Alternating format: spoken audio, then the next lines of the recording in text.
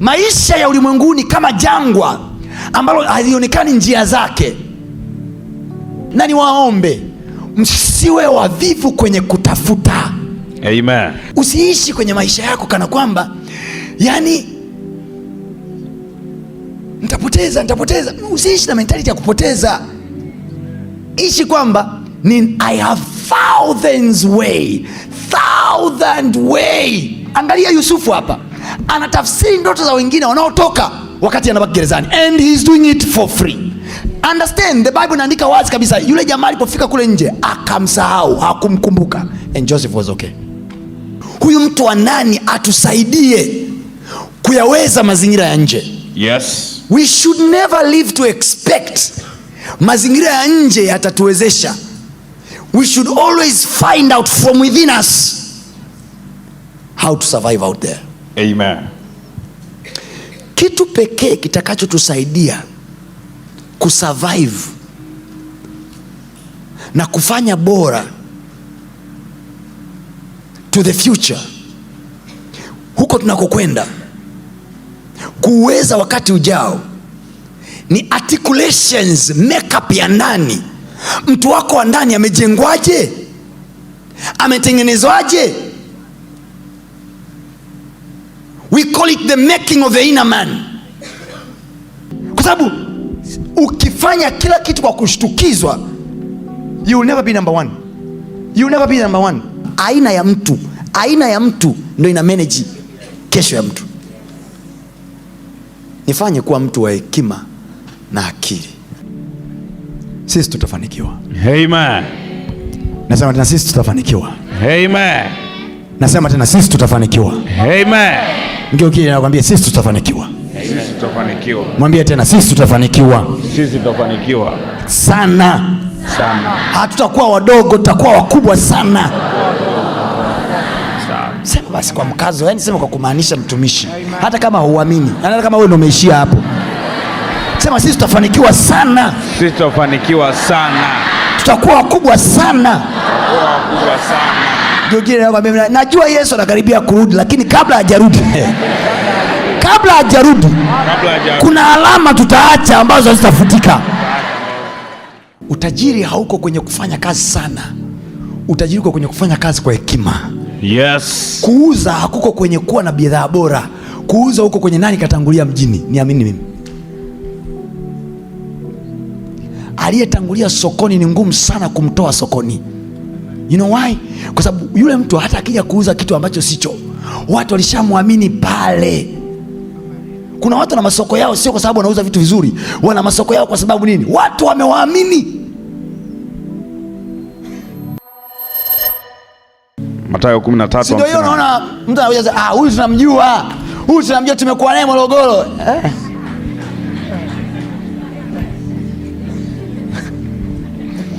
Tunamjua huyu, tumesoma naye, hakuaga mtumishi. Tunamjua. And then they wonder, tunamjua huyu, tumekaa naye bar. Yes. Tunamjua huyu, tulicheza naye kwenye madangulo, tulirukaruka naye sana. Yes. Tunamjua huyu, tulikuwa tunadanga naye, tunajiuza naye. Sawa, ila leo kaja kivingine.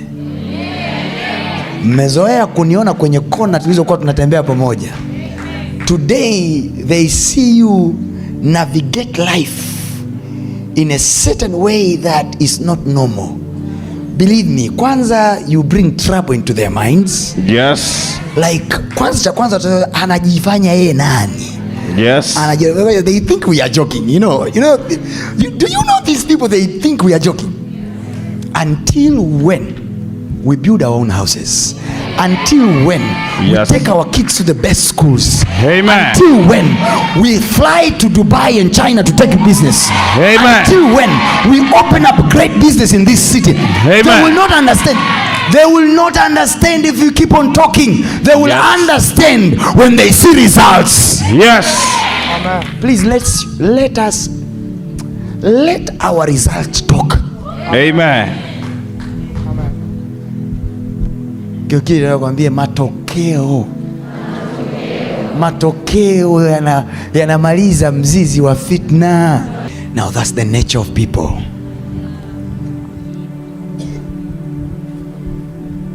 People have already, unajua wewe unahitaji leo kumpinga shetani kwa sababu shetani ameniwekea, mtumishi wa Mungu, shetani ameniwekea vikwazo. Yaani wala people have already set limitation. Kwa hiyo wewe ukijiongezea kujiwekea limitation utakufa. Yes. Yaani nikwambie hivi, hapo ulipo mama yangu, hapo ulipo tayari dunia ishasema wewe ufiki mahali fulani. Yaani tayari washasema yani wewe ufiki, yani they already concluded kwamba huyu hatafika pale. Now you torture them when you seems like you are getting it so easily, and then you are about to crossing the limit they set. When you cross the limit they set, you turn to become a discussion now. Amen. Yes.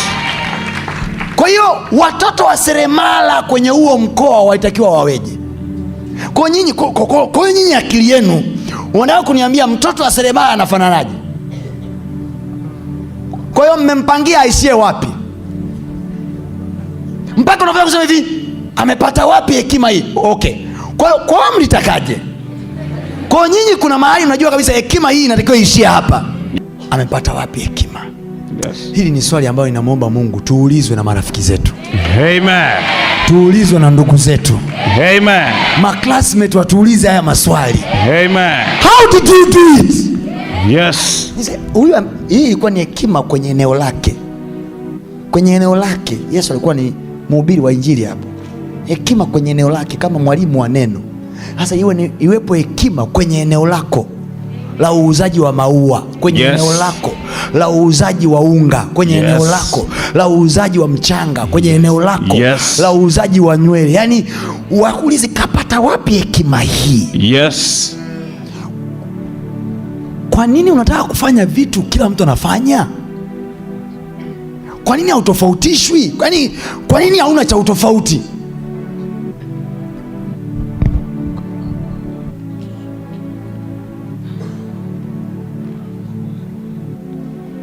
Yaani kwa nini? What is it that when we look at you tutasema hivi, hiki akifanana na cha yule kule. Usiishi kwenye maisha yako kana kwamba yani nitapoteza. Usiishi na mentality ya kupoteza. Ishi kwamba I have thousand way. Angalia Yusufu hapa, anatafsiri ndoto za wengine wanaotoka wakati anabaki gerezani, and he's doing it for free. Understand, the Bible inaandika wazi kabisa, yule jamaa alipofika kule nje akamsahau, hakumkumbuka, and Joseph was okay. Competition is good in business, but competition should never be enmity. Yes. It should challenge us to be better every day. Amen. To be better every day. We challenge one another to be more than what we were. Yes. Na hii ni akili ya kutaka kufanya mambo yale yale.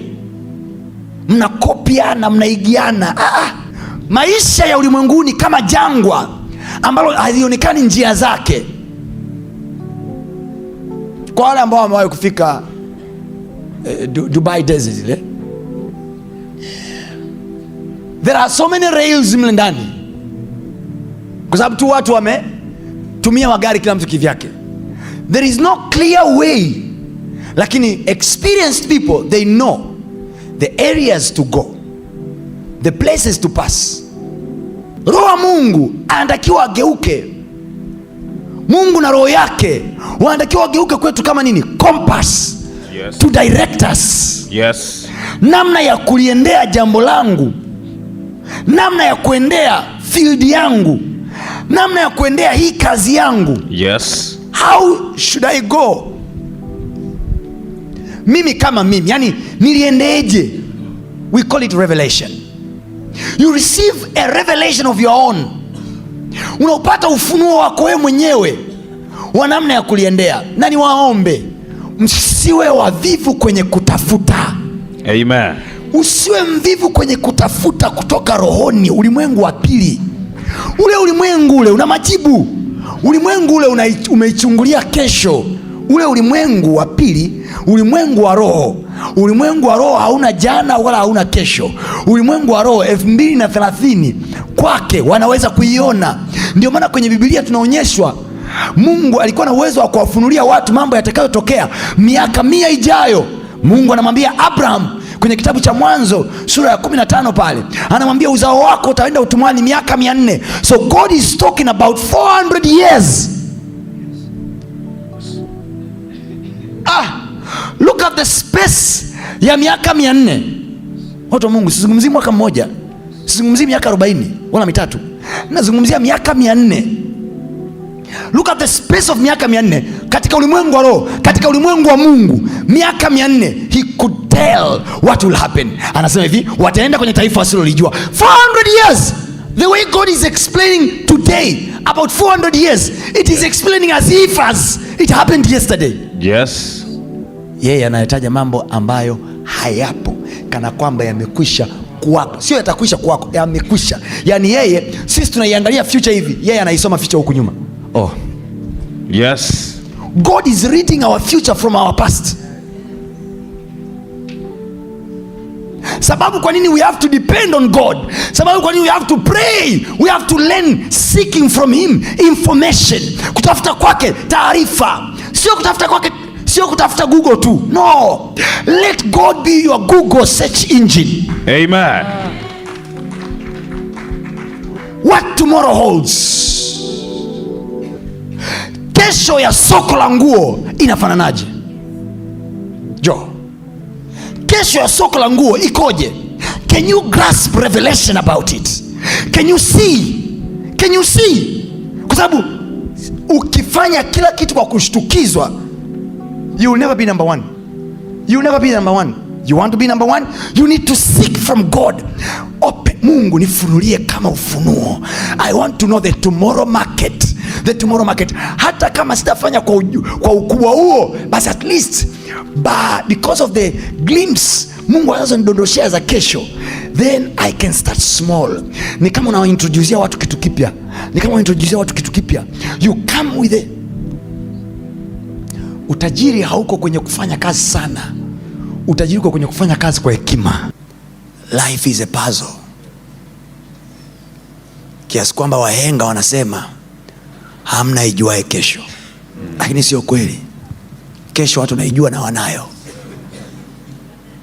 Yani kuna kitu kinawasukuma watu waelekee upande huu. Study the market. Studying the space of the future by the Spirit.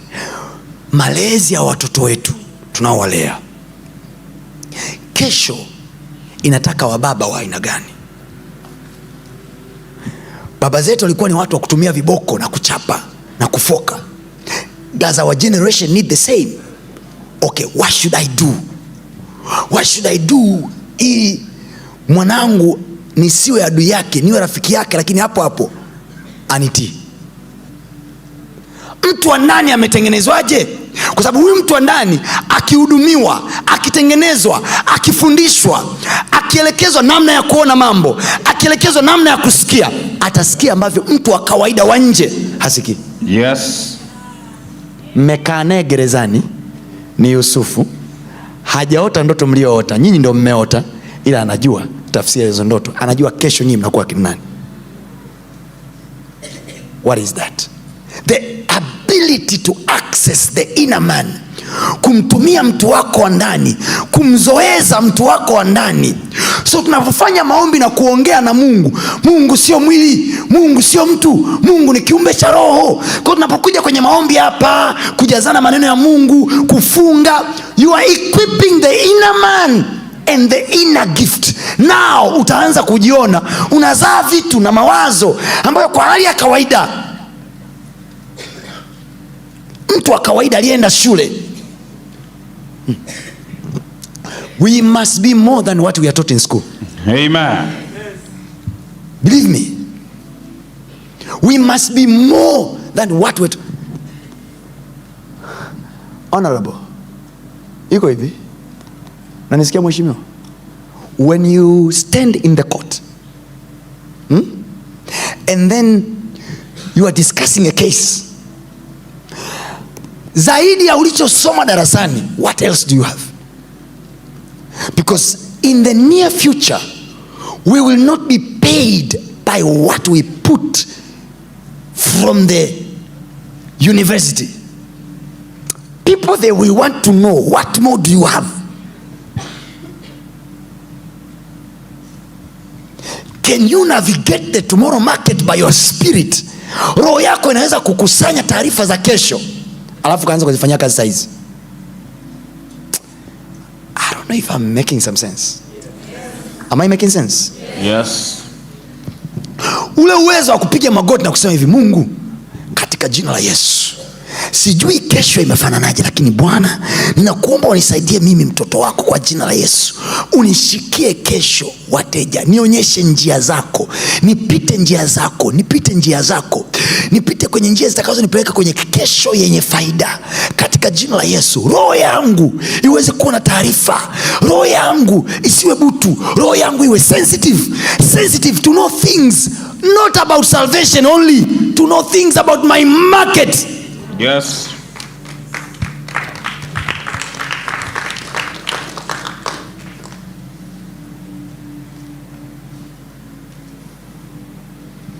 Ili mtu akikuuliza la leo, you are easily sharing the information.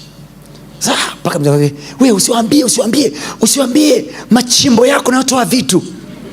You are not even bothered. Mbe hii pale wanauza.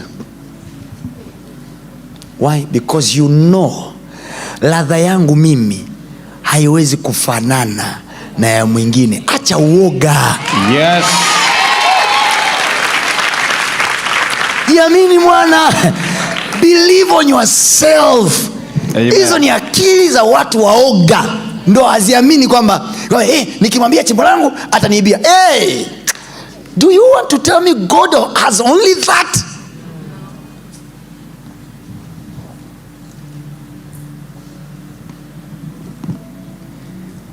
Mimi nina uwezo wa kukupa hata somo nalo kwenda kufundisha kesho. Ila tutakaposhika hii mic, nitakuruhusu utangulie, ulifundishe somo lote, alafu na mimi nije nipite kwenye somo hilo tena. Nitafanya hivi kama alivyoongea mtumishi wa Mungu, kama alivyoongea mtumishi. You remember the other day alipokuja yule mzee hapa, I never preached my sermon. I came in with his sermon, and what happened? It's no longer what we made for by physical.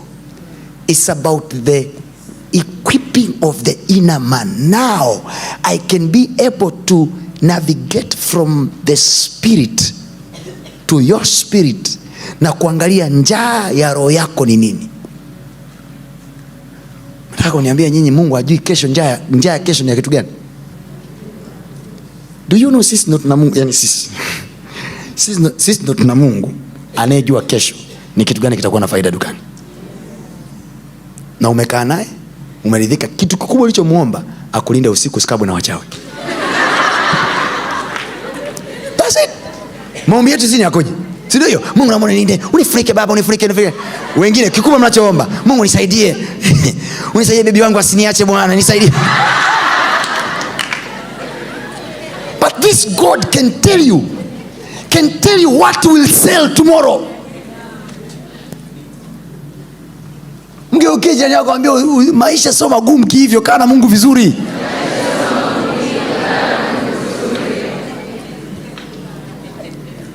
Wewe niwape story. Niwape story kidogo.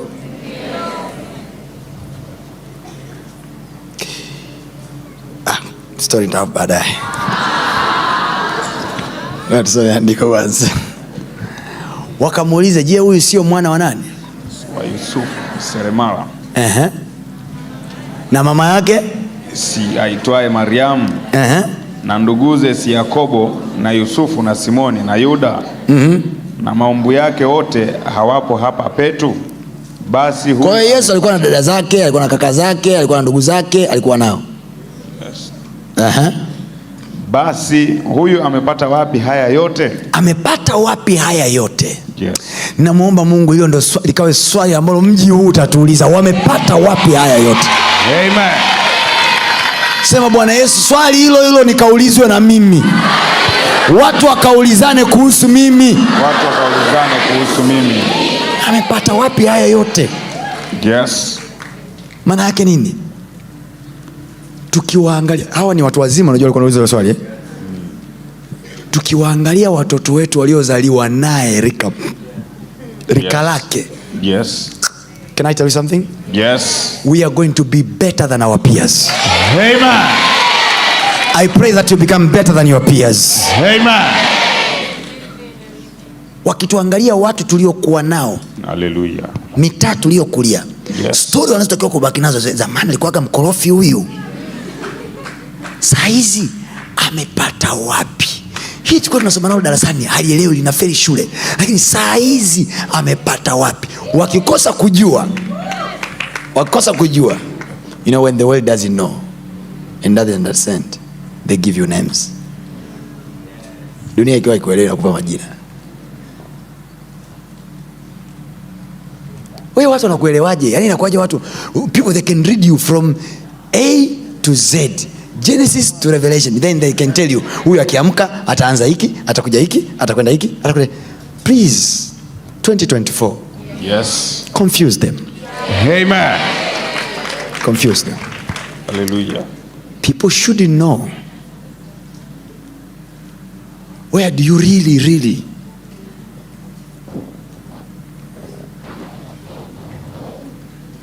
confuse them?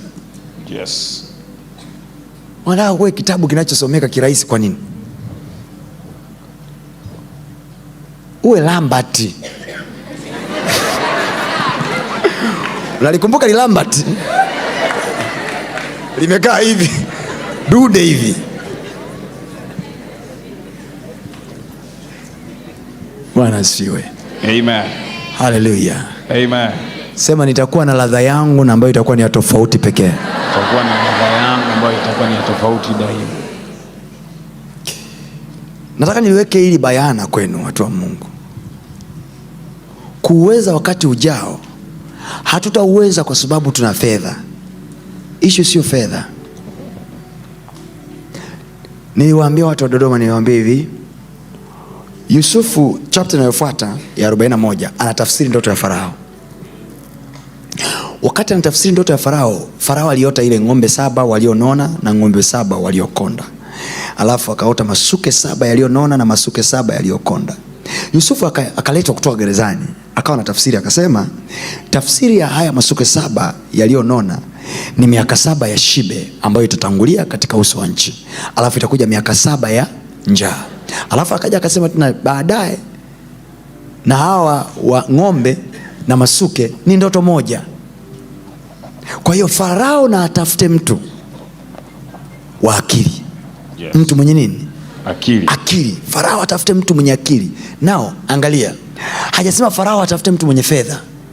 Yes. Kwa hiyo kumanage miaka 7 inayokuja au miaka 14 inayokuja, kwa sababu tutakuwa na ya shibe na tutakuwa na ya njaa. Kuiweza hii miaka, hivi vipindi viwili, kinachotakiwa sio fedha peke yake. Fedha haiwezi kutosha peke yake. Kinachotakiwa apatikane mtu mwenye nini? Akili. So now we need to understand, ili kuyaweza maisha, hatuishii tu kwenye kusema hivi, Mungu naomba nipe mtaji. Kuweza wakati ujao, akili gani natakiwa kuiweza 2024? Akili gani natakiwa kuiweza 2025? Yes. Haya watu wa Mungu ni maombi, tunaita maombi ya akiba, ambayo mara nyingi tunayapuuza. Kwa sababu gani? Shetani anatufanya tunakuwa busy with the emergency problems. Yes. We have emergencies now. Tuna vitu ambavyo vina emerge sasa hivi, vinatokea sasa hivi. Sasa hivi unahitaji kodi, sasa hivi mtoto anahitaji ada, sasa hivi unahitaji ulipie sijui frame, sasa hivi. Kwa hiyo you have a lot of present need to the extent you fail to pray for the future. Na niwaambie kitu, Unaweza ukawa na mtaji ukafanikiwa, ukapata frame ukafanikiwa, ukaingiza mzigo dukani ukafanikiwa, alafu suddenly hali ya soko inabadilika. Usijisahau kwa wakati ulionao sasa, regardless the position you are. Inawezekana hauko vizuri sasa hivi. You should never reduce your prayer points because of where you are now. Yes. You should learn to have the picture of where you are going and pray like where you are going. Yes. Talk like where you are going. Yes. Sing like where you are going. Yes. Sit like where you are going. Yes. Hallelujah. Amen. Act, move, talk to people like where you are going. Yes. Nani ameelewa ninachokisema? Amen. Inawezekana saa hizi uko hali ya chini, lakini there is a picture that you see. Yes. Please pray like where you are going. Amen. Don't pray, Mungu nisaidie kodi ya nyumba. Baba, katika jina la Yesu, asante kwa neema yako ya kwamba maono yangu haya ya ujenzi wa nyumba yangu yanatimia. Yes. Neema yako itanisaidia. Utaniletea watu kutoka mashariki, magharibi. Biashara yangu itafanikiwa na mimi nitajenga nyumba yangu mwenyewe. Kuna budget kubwa ambayo ukidemand kwenye serikali kuu ina solve mahitaji madogo madogo ya budget ndogo ndogo. Yes. Pray according to the future. Amen. Don't pray according to the present. Amen. Praying according to the future maana yake nini? You see possibility ya kufika. Amen. Hawezi kuwa na uwezo wa kunifikisha kule kama hawezi kunichunga hapa njiani. Yes. Nisife na njaa. Yes. Nisiharibike. This is the reason why God never spoke about desert. He only spoke about milk and honey. Why? Because to him alishajua hapa katikati, I can manage it. Hawa na wavusha bahari ya Shamu na ikausha, jangwa na walisha hawa watu miaka 40 ili wanione kwamba mimi ni Mungu na uwezo kuwafikisha siku 3 nchi yao ya ahadi. But yes, I will show them the show. Miaka 40 na hata kufa hata mmoja, na wakifa wanakufa kwa sababu ya kuasi, hawakufa kwa sababu Mungu aliwaua. Yes. Wana wa Israeli wakufa jangwani kwa sababu kulikuwa na njaa. Walikufa kwa sababu yasema ya kutokuamini kwao. Kwa hiyo kilichowaua ni kutokuamini kwao. So wewe kupoteza ule mzuka wa kesho, kupoteza ile move ya kesho ndio inayokuua. Kupoteza imani ya picha yako ya kesho ndio inayokuua saa hizi. Kinachokuua saa hizi sio pressure za sasa. Kinachokuua saa hizi ni kukosa tumaini la kesho. Yes. Hiyo ni prayer point number 1. Number 2. Mazingira ulionayo sasa yatafsiri mazingira yako ulionayo sasa. Probably saa hizi watu wengine hapa, nilisema Dodoma ni lugha ngumu kidogo na kwa wapendwa wanaweza wasikubali, lakini ndio uhalisia. Kuna watu sasa hivi nyinyi kwenye maisha yenu, kuna watu wanawapenda, wanawapa hela ovyo ovyo tu. Kuna hela zinakatiza kwenye maisha yako ovyo ovyo tu. Understand, vipindi hivyo havidumugi.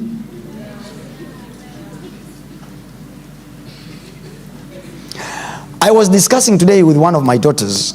Alikuwa ananielezea jinsi ambavyo alikuwa anafanya vizuri sana miaka ya zamani, akawa na duka kubwa la nguo. Akanielezea jinsi ambavyo she had a wonderful boyfriend ambaye alimjali sana miaka ile ya zamani. The question moyoni mwangu ambayo ilikuja ni hii. Nikasema tu, huyu kitu pekee ambacho hakuwa nacho, hakuwa na mchungaji kama PT. Hakuwa na nini? Hakuwa na uwezo. Hallelujah. Hakuwa na uwezo wa kuarticulate future. Hakuwa na uwezo wa kuinterpret kesho yake. Hakuweza kuyasoma majira yake na kujua nini apasacho kufanya. Kwa hiyo ilipokuja miaka ya njaa, imemkalisha chini. Kuja kushtuka saa hizi,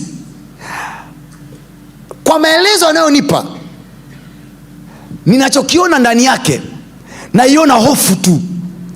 Sioni akishindwa. Na I kept on saying, you have a star, you are so special, you can come back in the business. Hajioni hivyo. Kwa sababu miaka ya njaa imempiga, yani imempiga kiasi kwamba imemuondolea the whole hope for the future. Ile tumaini ambalo unalo wakati saa hizi vitu vinaenda, how do you use it to sustain you kwenye miaka yako ya njaa? How are you using what you have now? Sasa hivi vitu vinashamiri namna hii. How do you use now? Unapoona kuna vitu vinatokea cha. Mungu kuna milango anaifungua, kuna wepesi anakupatia. Please, wepesi unaouona kwenye lolote ulilonalo usikupe kulala. Huo ukupe kumwomba Mungu akili ya namna ya kuongeza, ya namna ya kumanage, ya namna ya kufanya mambo yaende bora. You should stick to God more. Yes. We pray more when we are better than when we are not better. Amen. Teach me your ways to increase money. Thank you Jesus for this money that you gave me. Thank you. Naona nasogea, kuna watu anapiga na kushukuru, lakini Bwana nifundishe to multiply the thing, nifundishe kumanage. Ziko principles za neno la Mungu. Principles of giving, principles of prayer, principles za uwekezaji. They are all in the word. I'll teach you along the way. Kuweza wakati ujao kwa uwekezaji, kuweza wakati ujao kwa akiba.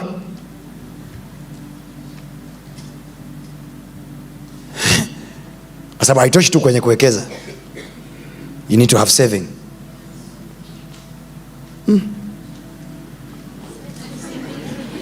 Mnanielewa? Ngapi mnanielewa? Amen. How do we use what we have now? Fursa tulizonazo saizi, opportunity tulizonazo saizi. For those with the spouses who have some few shillings, the question is, will these people have few shillings daily?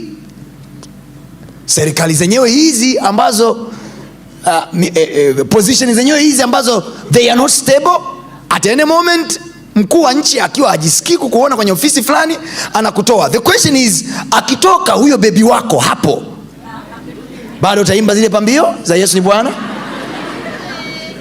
Au utasema shetani ametuingilia? Kila kitu kina wakati. Kila kitu kina wakati. Mungu akasema kwa kinywa cha Yusufu, amemwonyesha Farao miaka 7 ya shibe na miaka 7 ya njaa. Yes. Swali langu nataka kujiuliza hivi, Yusufu alitoa recommendation gani? Let's read the recommendation of Joseph. Yes. Mstari wa 32. Angalia recommendation ya Yusufu. Na ndoto ya Farao kwa vile ilivyokuja mara mbili, ni kwa sababu neno la Mungu amelithibitisha, na Mungu atalitimiza upesi. Basi Farao na ajitafutie mtu wa akili na hekima. Farao atafute nini? Mtu wa akili na hekima. Now, do you remember what I told you? Kwamba kwenye swala la kuiweza wakati ujao, we need inner stuff. Yes. Hajasema Farao atafute mtu mwenye degree. Hajasema Farao atafute nini? Fedha. Amesema Farao atafute mtu kwanza, the person. Yes. The person. What kind of a person you are? Yes. Character. Tunazungumzia kuweza wakati ujao, watu wa Mungu. Jamani, mnaelewa ninachokisema? Mnanielewa jamani? Mnaelewa? Please understand, you remember me. Utanipigia kasimu, mchungaji, naomba nitafutie hata kama kuna mama anaweza kunikopesha 10,000 huko kanisani. Utakwambia wewe koma wewe, hatuna kikoba sisi. I'm teaching you now. My brothers and sisters, those days are coming. Those days are coming and they are not far. So please listen to me. Yes. Because we need to occupy. Amen. Ukifanikiwa kuuweza wakati ujao, huyo unadhania ni competitor wako wa biashara, yeye sasa hivi hana hii information. Hana hii information. Hajaambiwa, mganga wake hajamwambia kama anatumia ushirikina. Mganga wake hajamwambia. Wewe mchungaji wako amekwambia. So if you can manage, Mungu akakufanya kuwa mtu wa akili na hekima. Aina ya mtu ndio ina manage kesho ya mtu. Nifanye kuwa mtu wa hekima na akili. Akili za kuiweza 2026 niwe nazo saa hizi. Akili za kuiweza 2027 niwe nazo saa hizi. Nipe mimi chakula cha 2026 leo. Ni muda wa kuchukua nafasi yako katika meza ya HW, tuwasilishe kwako mawazo yenye tija kwa maneno ya dhahabu, kukupa hamasa na kujengea uwezo wa kufanya zaidi na kuwa zaidi. Welcome to the Home of Positive Vibes.